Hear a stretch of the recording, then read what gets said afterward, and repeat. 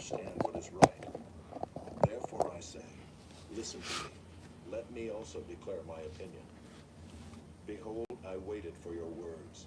I listened for your wise sayings while you searched out what to say. I gave you my attention, and behold, there was none among you who refuted Job or who answered his words. Beware lest you say, we have found wisdom. God may vanquish him, not a man. He has not directed his words against me, and I will not answer him with your speech. They are dismayed, they answer no more. They have not a word to say. And shall I wait because they do not speak, because they stand there and answer no more? I also will answer with my share. I also will declare my opinion. For I am full of words, the spirit within me constrains me. Behold, my belly is like wine that has no vent, like new wineskins ready to burst. I must speak that I may find relief. I must open my lips and answer. I will not show partiality to any man or use flattery toward any person. For I do not know how to flatter, else my Maker would soon take me away. Chapter 33. But now, hear my speech, O Job, and listen to all my words. Behold, I open my mouth, the tongue in my mouth speaks. My words declare the uprightness of my heart, and what my lips know they speak sincerely. The Spirit of God has made me, and the breath of the Almighty gives me life. Answer me if you can. Set your words in order before me. Take your stand. Behold, I am toward God as you are. I too was pinched off from a piece of clay. Behold, no fear of me need terrify you. My pressure will not be heavy upon you. Surely you have spoken in my ears, and I have heard the sound of your words. You say, I am pure without transgression. I am clean, and there is no iniquity in me. Behold, he finds occasions against me.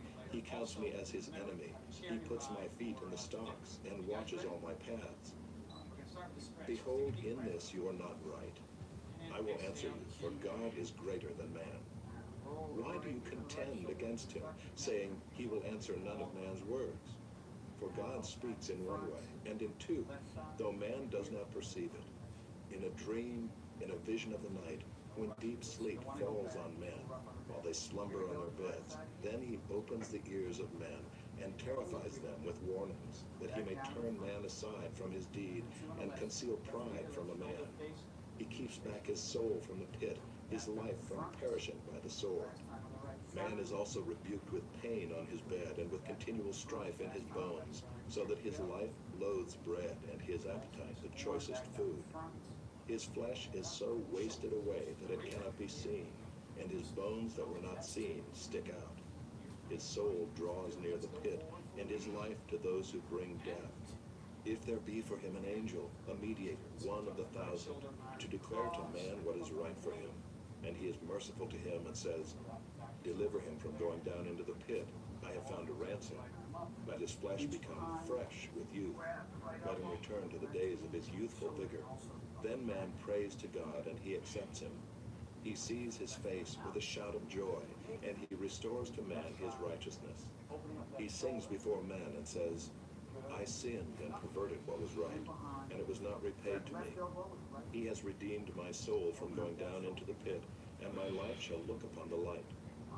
Behold, God does all these things, twice, 3 times with a man, to bring back his soul from the pit, that he may be lighted with the light of life. Pay attention, O Job. Listen to me. Be silent, and I will speak. If you have any words, answer me. Speak, for I desire to justify you. If not, listen to me.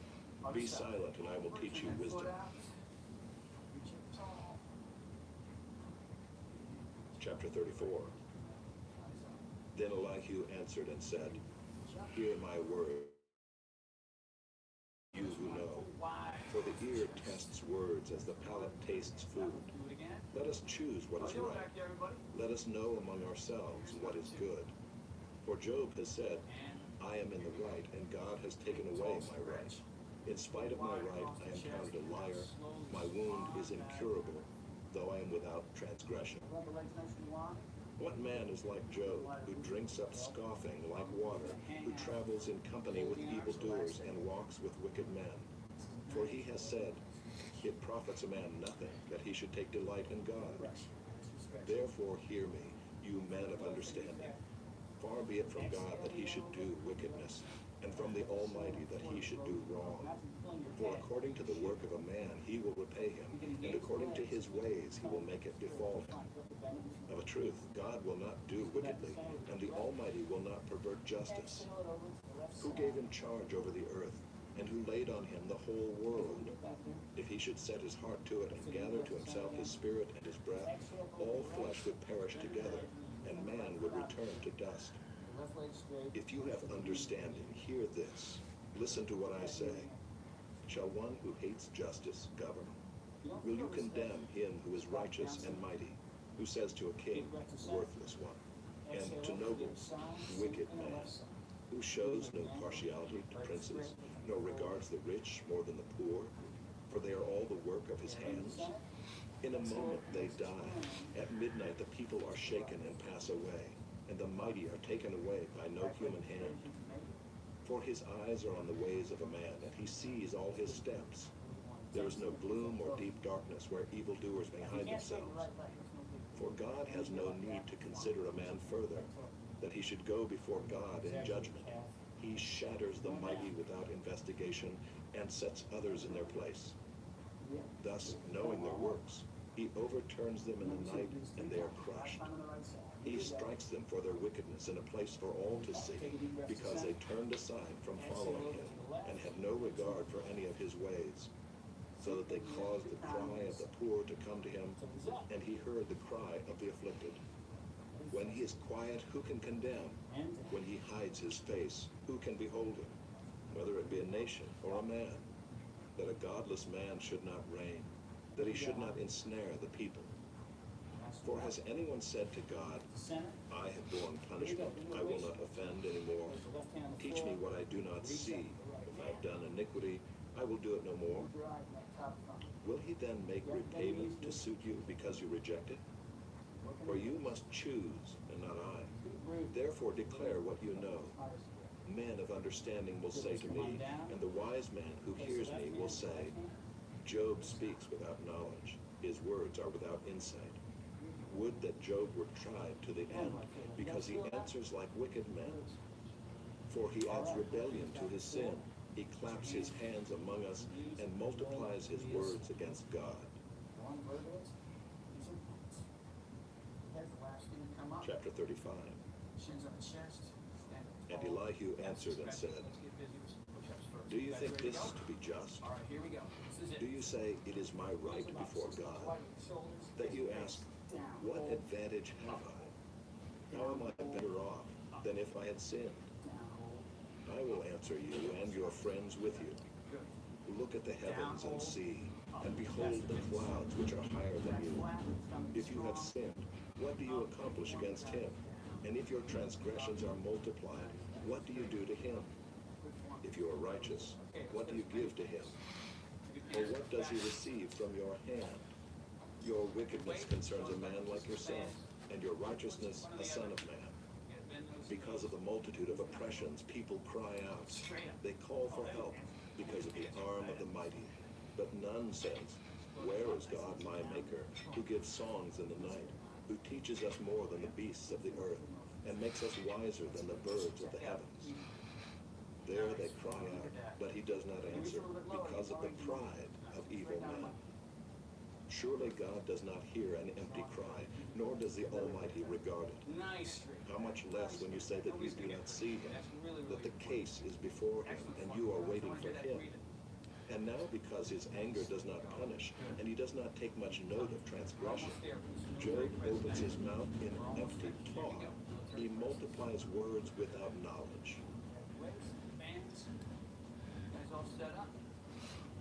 Chapter 36.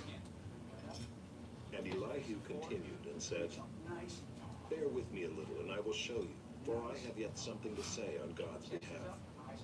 I will get my knowledge from afar and ascribe righteousness to my Maker. For truly my words are not false. One who is perfect in knowledge is with you. Behold, God is mighty, and does not despise any. He is mighty in strength of understanding. He does not keep the wicked alive, but gives the afflicted their right. He does not withdraw his eyes from the righteous, but with kings on the throne he sets them forever, and they are exalted. And if they are bound in chains and caught in the cords of affliction, then he declares to them their work and their transgression, that they are behaving arrogantly. He opens their ears to instruction and commands that they return from iniquity. If they listen and serve him, they complete their days in prosperity and their years in pleasantness. But if they do not listen, they perish by the sword and die without knowledge. The godless in heart cherish anger. They do not cry for help when he binds them. They die in youth, and their life ends among the co-prostitutes. He delivers the afflicted by their affliction, and opens their ear by adversity. He also allured you out of distress into a broad place where there was no cramping, and what was set on your table was full of fatness. But you are full of the judgment on the wicked. Judgment and justice seize you. Beware lest wrath entice you into scoffing, and let not the greatness of the ransom turn you aside.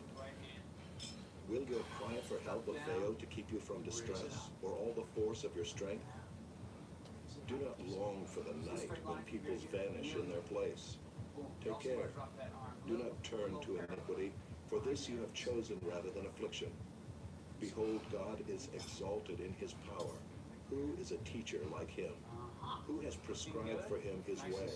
Or who can say, you have done wrong? Remember to extol his work of which men have sung. All mankind has looked on it. Man beholds it from afar. Behold, God is great, and we know him not. The number of his years is unsearchable.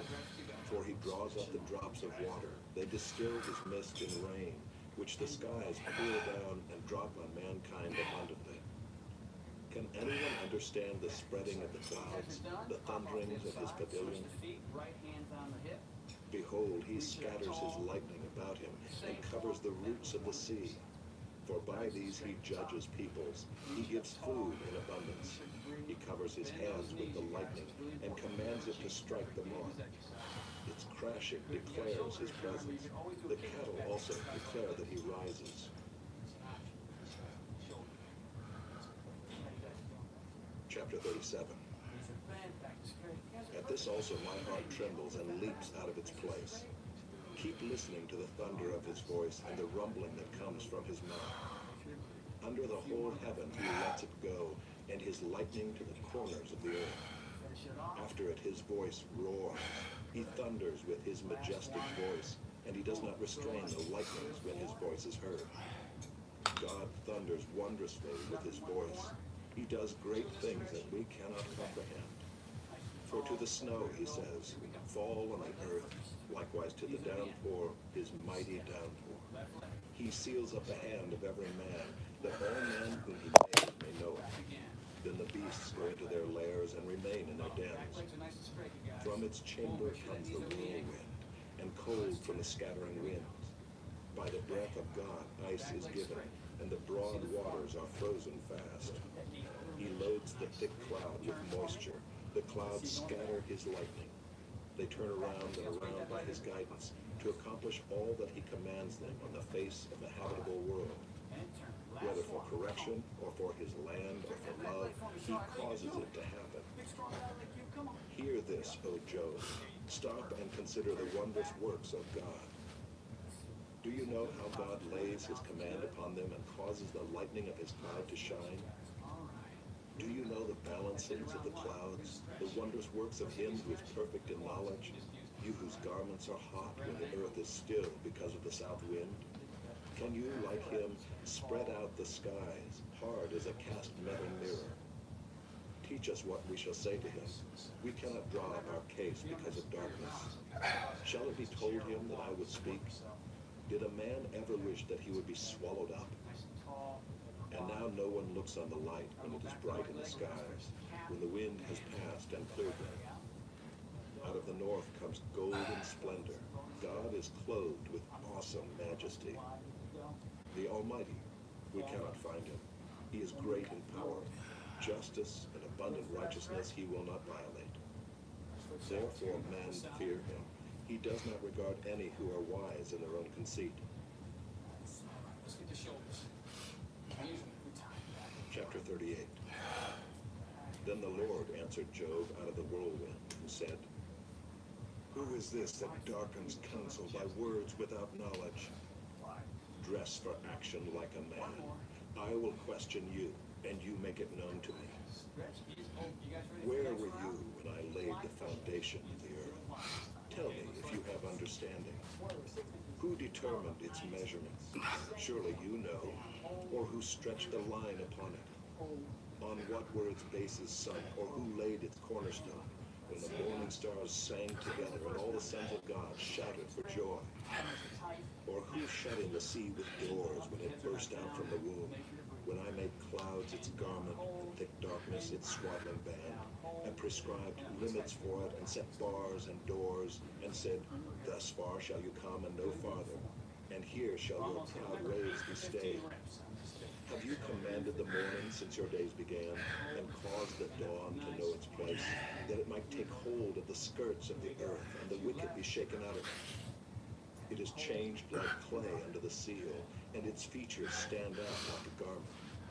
From the wicked their light is withheld, and their uplifted arm is broken. Have you entered into the springs of the sea, or walked in the recesses of the deep? Have the gates of death been revealed to you?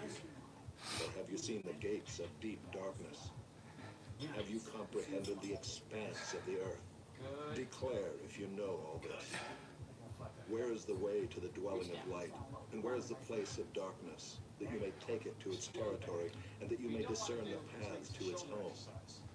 You know, for you were born then, You and the know. number of your days is great. You were born then. Have you entered the storehouses of the snow? Or have you seen the storehouses of the hail, which I have reserved for the time of trouble, for the You day know of battle everything. and war? What is the way to the place where the light is distributed, You know. or where the east wind is scattered upon the earth? Who has cleft a channel for the torrents of rain, and a way for the thunderbolt, to bring rain on a land where no man is, on the desert in which there is no man, to satisfy the waste and desolate land, and to make the ground sprout with grass? Has the rain a father, or who has begotten the drops of dew? From whose womb did the ice come forth, and who has given birth to the frost of heaven? The waters become hard like stone, and the face of the deep is frozen. Can you bind the chains of the Pleiades, or loose the cords of Orion? Can you lead forth the Mazzaroth in their season, or can you guide the bear with its children? Do you know the ordinances of the heavens? Can you establish their rule on the earth? Can you lift up your voice to the clouds, that a flood of waters may cover you? Can you send forth lightnings, that they may go and say to you, Here we are? Who has put wisdom in the inward parts, or given understanding to the mind? Who can number the clouds by wisdom, or who can tilt the waterskins of the heavens, when the dust runs into a mass and the clods stick fast together? Can you hunt the prey for the lion, or satisfy the appetite of the young lions when they crouch in their dens, or lie in wait in their thickets? Who provides for the raven its prey, when its young ones cry to God for help and wander about for lack of food? 5 left. 4 left. Here we go. We're gonna finish up with the Chapter 39. Do you know when the mountain goats give birth? Do you observe the calving of the does? Can you number the months that they fulfill? And do you know the time when they give birth, when they crouch, bring forth their offspring, and are delivered of their young? The young ones become strong, they grow up in the open. They go out and do not return to them. Who has let the wild donkey go free? Who has loosed the bonds of the swift donkey, to whom I have given the arid plain for his home, and the salt land for his dwelling place? He scorns the tumult of the city. He hears not the shouts of the driver. He ranges the mountains as his pasture, and he searches after every green thing. Is the wild ox willing to serve you? Will he spend the night at your manger? Can you bind him in the furrow with ropes, or will he harrow the valleys after you? Will you depend on him because his strength is great? And will you leave to him your labor? Do you have faith in him that he will return your grain and gather it to your threshing floor? The wings of the ostrich wave proudly, but are they the pinions and plumage of love? For she leaves her eggs to the earth and lets them be warmed on the ground, forgetting that a foot may crush them and that the wild beast may trample them. She deals cruelly with her young as if they were not hers. Though her labor be in vain, yet she has no fear, because God has made her forget wisdom and given her no share in understanding. When she rouses herself to flee, she laughs at the horse and his rider. Do you give the horse his might? Do you clothe his neck with a mane? Do you make him leap like the locust? His majestic snorting is terrifying. He paws in the valley and exults in his strength. He goes out to meet the weapons. He laughs at fear and is not dismayed. He does not turn back from the sword. Upon him rattle the quiver, the flashing spear, and the javelin. With fierceness and rage, he swallows the ground. He cannot stand still at the sound of the trumpet. When the trumpet sounds, he says, "Aha!" He smells the battle from afar, the thunder of the captains and the shouting. Is it by your understanding that the hawk soars and spreads his wings toward the south? Is it at your command that the eagle mounts up and makes his nest on high? On the rock he dwells and makes his home, on the rocky crag and stronghold. From there he spies out the prey. His eyes behold it from far away. His young ones suck up blood, and where the slain are, there is he. Go into our stretch, and we're going to do our quads first. Grab the right ankle. Chapter 40. And the Lord said to Job, Tall. Shall a fault finder contend with the Almighty? He who argues with God, let him answer. Right hamstring and calf. Then Job answered the Lord and said, Behold, I am of small account. Switch up the side. You want to argue with God? I lay my hand on my mouth. Tall. I have spoken once, and I will not answer. Twice, but I will proceed no Do it further. again. And wide.